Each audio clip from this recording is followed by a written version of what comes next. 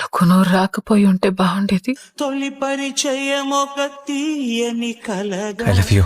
నీతో ప్రేమలో పడకపోయి ఉంటే బాగుండేది. నిలిపిన హృదయమే సాక్షిగా విల్ యు మ్యారీ మీ? నేను పెళ్లి చేసుకోకపోయి ఉంటే బాగుండేది. ప్రతి జ్ఞాపకం దీవించదా మహి నాకు పుట్టకపోయి ఉంటే బాగుండేది.